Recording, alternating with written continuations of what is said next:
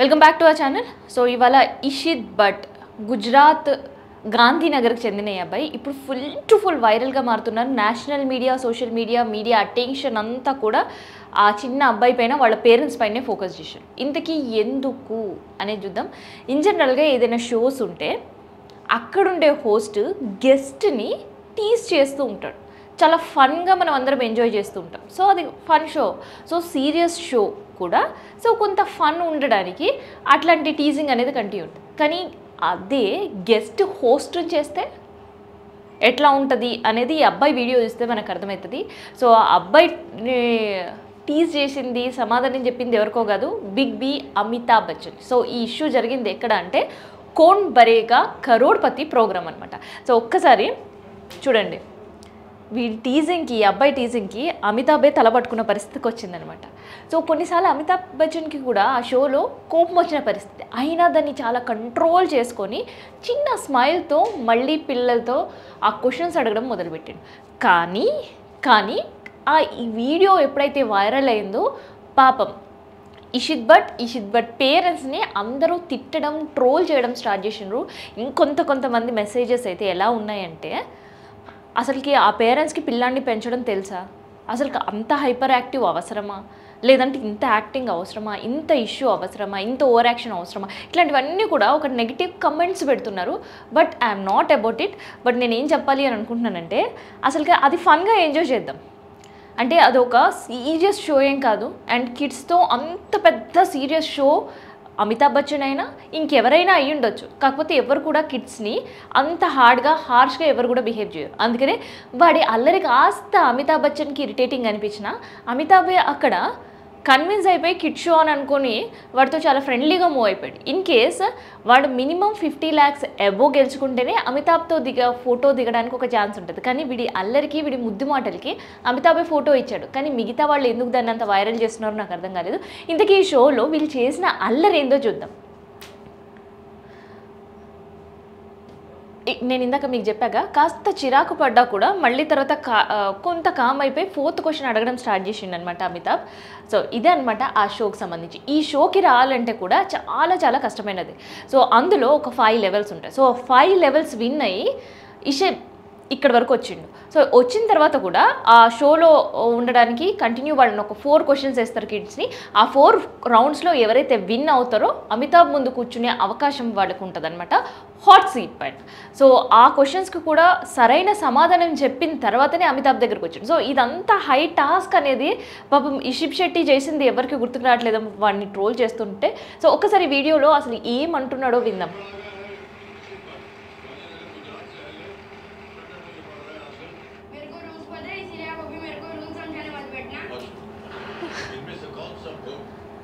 In జనరల్గా వాడి ప్లేస్లో, ఇషిత్ శెట్టి ప్లేస్లో ఎవడు కూర్చున్న పిల్లలు ఆ రూల్స్ ఏంటి అంటే, ఏ క్వశ్చన్కి ఎంత అమౌంట్ ఉంటుంది అండ్ దాంతోపాటు ఆప్షన్స్ అడిగినప్పుడు రాంగ్ ఆప్షన్ కనుక వస్తే సో ఆ సీట్ నుంచి వాళ్ళు లేసి వెళ్ళిపోవాల్సి ఉంటుంది. అండ్ 5 questions కంటిన్యూగా వాళ్ళు కనుక చెప్తే వాళ్ళకు ఒక 20 pounds అమౌంట్ వస్తాయి. సో ఇట్లాంటి రూల్స్ అండ్ రెగ్యులేషన్స్ కొన్ని ఉంటాయిగా, అవన్నీ కూర్చొని ఎక్స్ప్లెయిన్ చేస్తుంటాడు అమితాబ్.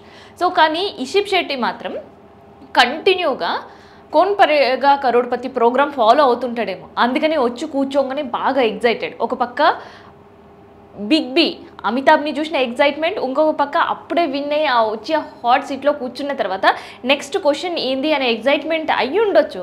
సో అందుకనే ఆ రూల్స్ అన్నీ నాకు ఏం చెప్పొద్దు, ఆ రూల్స్ అన్నీ నాకు చెప్పొచ్చు, డైరెక్ట్ క్వశ్చన్ దగ్గరికి వెళ్ళిపోండి అని అడిగాడు. అయినా కూడా మళ్ళీ అమితాబ్ వాడిని ఏం క్వశ్చన్ చేశాడు ఇషిబ్ని అంటే, రోజు నువ్వు భోజనం చేస్తావా అని అడిగితే, ఈ భోజనం నా గురించి ఏం అడగొద్దు, స్ట్రేట్ అవే నేను పాయింట్కి వెళ్ళాలనుకుంటున్నాను అని నిర్మోహమాటంగా చెప్పారు. సో ఎంత మెరిట్ ఉన్న పిల్లలకి, ఎంత ఇంటెలిజెంట్ ఉన్నా చాలామంది పిల్లలు ఆ స్టేజ్ ఫియర్ చూస్తుంటారు. సో 100 of eyes అబ్బాయి పైన ఉన్నాయి, 1000 కాదు lakhs of viewers ఆ ప్రోగ్రామ్ వాచ్ చేస్తున్నారు. అయినా స్టిల్ ఎటువంటి భయం లేకుండా, అసలు స్టేజ్ ఫియర్ లేకుండా చిన్న పిల్లాడి ముందు కూర్చున్న అమితాబ్ ఒక పెద్ద స్టార్ అనేది కూడా భయం లేకుండా ఆ క్వశ్చన్స్ వేశారు కదా, అసలు అప్రిషియేట్ చేయాలి. పిల్లల్లో అట్లాంటి అంటే ఎట్లా బిహేవ్ చేశాడని పక్కన పెడితే ఎట్లాంటి ఫియర్ లేకుండా అక్కడి వరకు వచ్చి కూర్చున్నాడు కదా, దాన్ని అప్రిషియేట్ చేయాలి. సో దానికి వాళ్ళ పేరెంట్స్ ఏం చెప్తారు, పిల్లల్ని కూర్చోండి, లేవండి, తినండి, పడుకోండి ఇట్లాంటివి చెప్పే ఏజ్ గ్రూప్లో నుంచి పిల్లలు పోయినరు. సో అవి చెప్పినా కూడా వాళ్ళకి అర్థం కాని పరిస్థితి, హౌ టు బిహేవ్ అనేది మాత్రమే వాళ్ళకి తెలుసు. సో చాలా ఎగ్జైటింగ్గా ఉన్నాడు, ఒకటి క్వశ్చన్ ఏం అడుగుతారని ఒక టెన్షన్లో ఉన్నాడు. సో అందుకనే అడిగి ఉంటాడు, స్ట్రేట్ అవే పాయింట్కి వెళ్ళాలి, నాకు ఈ భోజనం గురించి మీరు నన్ను అడుగొద్దు అని అమితాబ్కి. సో అక్కడ చాలా టీజ్ చేస్తుంటే కూడా చాలా హ్యాపీ ఫీల్ అయ్యి సెకండ్ క్వశ్చన్కి డైరెక్ట్ క్వశ్చన్కి వెళ్తుంటే కూడా జనాలు ఎందుకు అంత ట్రోల్ చేస్తున్నారో అర్థం కాలేదు. సో నెక్స్ట్ ఏమన్నారు ఈ వీడియోలో అనేది చూద్దాం. Yes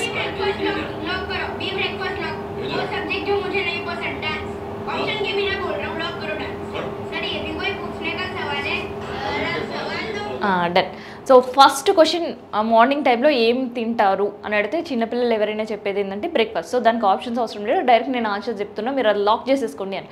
and second question Kathak and మిగతా ఒక బ్రేక్ అండ్ తర్వాత ఇంకొక పెట్టేసి ఇది ఏంటి, లేదంటే ఆట, లేదంటే పెయింటింగా, డ్యాన్సా అనేది ఆప్షన్స్ అడగబోయాడు. కానీ అవన్నీ క్వశ్చన్ విన్న తర్వాత క్వశ్చన్లోనే ఆన్సర్ అర్థమైంది అబ్బాయికి. అందుకని ఏం చెప్పాడంటే స్ట్రేట్ అవే మీరు డ్యాన్స్కి పెట్టండి, but I won't like it, నాకు అసలు అది ఇష్టం లేదు డ్యాన్స్, బట్ దాని ఆన్సర్ మాత్రం డ్యాన్స్ అని చెప్పాడనమాట. ఆ తర్వాత నెక్స్ట్ థర్డ్ క్వశ్చన్స్కి వచ్చేసి చెస్లో ఎంతమంది రాజులు ఉంటారు అని అమితాబ్ ఆ అబ్బాయిని క్వశ్చన్ అడిగినప్పుడు ఆ అబ్బాయికి ఆన్సర్ తెలుసు కాబట్టి మేబీ ఫిమిలియర్గా వాళ్ళ పేరెంట్స్తో ఆడుతుంటారో, లేదంటే పిల్లలతో ఆడడమో, లేదంటే స్కూల్స్లో కూడా ఇప్పుడు చెస్ అండ్ క్యారమ్స్ అనేవి ఇంట్రడ్యూస్ చేశారు కాబట్టి అక్కడ ఆడుతుంటాయో ఏమో తెలుసు.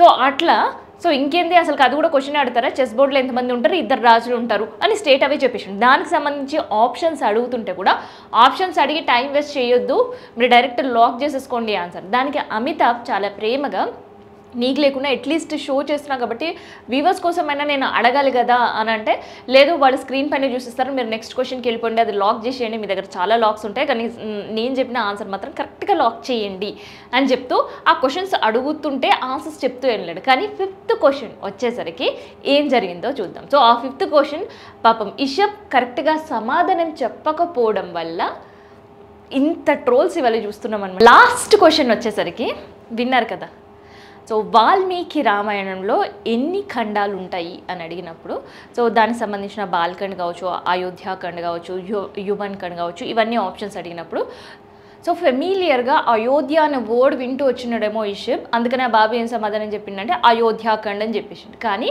ఆ ఆన్సర్ తప్పు అనే ఎక్స్ప్రెషన్ వాళ్ళ పేరెంట్స్ కూడా క్యాప్చర్ చేసిండు అండ్ దాన్ని హింట్ చేస్తున్నాయి. అంటే కొన్ని సందర్భాల్లో ఉండే హోస్ట్ గెస్ట్ని కన్ఫ్యూజ్ చేయడానికి అండ్ ఎప్పుడైతే 5th or 6th క్వశ్చన్స్కి వెళ్తుంటాడు అంటే నెక్స్ట్ లెవెల్కి వెళ్ళేటప్పుడు వాళ్ళని ఇంకా కొంత కన్ఫ్యూజ్ చేయడానికి ఒక్కడికి 2 సార్లు ఆ క్వశ్చన్ రైట్ ఆర్ రాంగ్, మీరు రాంగ్ వెళ్తున్నారేమో ఒకసారి చెక్ చేసుకోండి, ఇట్లాంటివన్నీ కూడా చాలా సీరియస్ వేస్ పెట్టి అమితాబ్ అడగడం అనేది క్వైట్ కామన్లో ఆ షోలో నడుస్తుంటుంది. సో ఆ షోని అబ్బాయి ఎంత సీరియస్గా వాచ్ చేస్తున్నాడు అనేది ఇక్కడ మనకు తెలుస్తుంది అనమాట.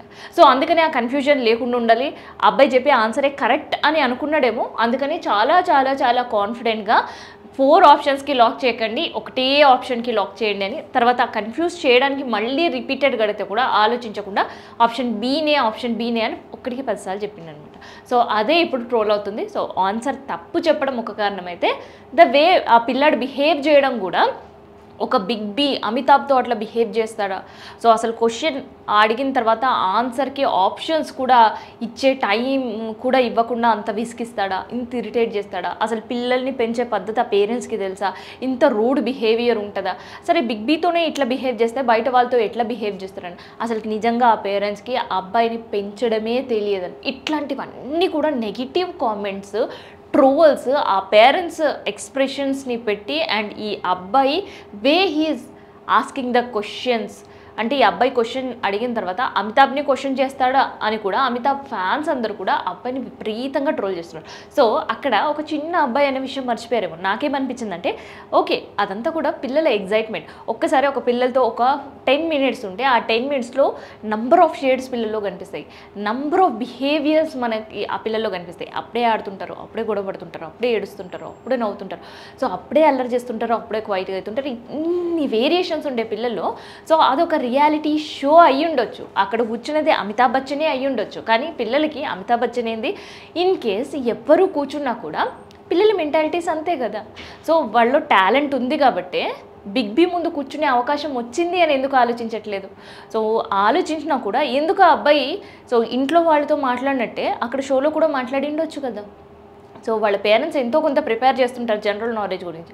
సో రిపీటెడ్గా పేరెంట్స్ ప్రిపేర్ చేసినప్పుడు అడిగే క్వశ్చన్స్ వాళ్ళ పేరెంట్స్తో ఎట్లా బిహేవ్ చేస్తాడో, వాళ్ళ ఇంటి ఎంటైర్ అట్మాస్ఫియర్ ఎట్లా ఉంటుందో హ్యాస్టేజ్ అట్లే బిహేవియర్ అక్కడ కూడా చేసి ఉండొచ్చు కదా. సో అసలు ఈ పిల్లల్ని ఎందుకు ఇంత ట్రోల్ చేస్తున్నారని నాకైతే అర్థం కాలేదు. So the way of behaviour ఏం తప్పు ఉంది అని నాకు అనిపించింది. నిజంగానే టెన్స్లో ఉన్నాడేమో, నేను ఇన్ని క్వశ్చన్స్ ఖచ్చితంగా ఆన్సర్ చేయాలి అని ఏదైనా టార్గెట్ పెట్టుకొని షోకి వచ్చిండొచ్చు, అది కూడా మనం ఆలోచించాలి కదా. అట్లీస్ట్ ఇవన్నీ ఆలోచించకుండా ఈ షోకి అక్కడ వరకు అమితాబ్ ముందు కూర్చునే అంత వరకు కూడా ఆ టాలెంట్ ఉంది కదా, అట్లీస్ట్ ఆ టాలెంట్ని ఎంకరేజ్ చేయొచ్చు కదా. ఇంత నెగిటివ్ ట్రోల్ చేస్తే అట్లీస్ట్ నెక్స్ట్ ఇంకో ఏదైనా స్టేజ్ పర్ఫార్మెన్స్ స్టేజ్ ప్రోగ్రామ్కి వెళ్ళాలి అంటే ఆ పిల్లాడి పైన పడే ప్రభావం ఎంత, మానసికంగా వాడు ఎంత ఇబ్బంది పడతారు, వాళ్ళ పేరెంట్స్ నిజంగా అబ్బాయిని ఫర్దర్ ఫ్యూచర్లో ఇంకొక షోకి ఏమైనా ఎంకరేజ్ చేసే అవకాశం ఉంటుందా. సో ఇవన్నీ కూడా మనం ఒక నెగిటివ్ కమెంట్స్ ట్రోల్స్ చేసేటప్పుడు ఆలోచించాలని నా పర్సనల్ ఒపీనియన్. నాకు అట్లా అనిపించింది పిల్లల్ని చూస్తే. ఎందుకంటే పిల్లలపైన ఆ ఏజ్లో చాలామంది కూడా సైకియాట్రిస్ట్ చెప్తుంటారు, పిల్లలపైన ఆ ఏజ్లో ఏదైనా ప్రభావం పడితే వాళ్ళ గ్రోత్ ఆగిపోతుంటుంది. అందుకని ఇంట్లో కూడా పెద్దగా మీరు పిల్లల ముందు గొడవ పడడం, లేదంటే హార్ష్గా బిహేవ్ చేయడం, లేదంటే బ్యాడ్ లాంగ్వేజ్లో మాట్లాడడం, ఇవన్నీ చేసినప్పుడు మిమ్మల్ని కాపీ క్యాట్ చేస్తుంటారు పిల్లలు అని. సో అట్లాంటి ఇంత నెగిటివ్ కామెంట్స్ తర్వాత ఇంత ట్రోల్స్ చేస్తుంటే ఆ అబ్బాయి ఫ్యూచర్ పైన కూడా అండ్ ఫర్దర్ షోస్లో కూడా ప్రభావం పడే అవకాశం అయితే ఉంటుంది. సో అందుకని ఈ షోని అమితాబ్ గారు ఎట్లయితే చాలా ఫన్గా తీసుకున్నారో, సో అండ్ దాంతోపాటు పిల్లల బిహేవియర్ ఇంత అని ఆయన ఎట్లా ప్రిపేర్డ్ అయ్యేంత బిగ్ బి కూర్చున్నప్పుడు మనం ఎందుకు వాడిని ట్రోల్ చేయడం?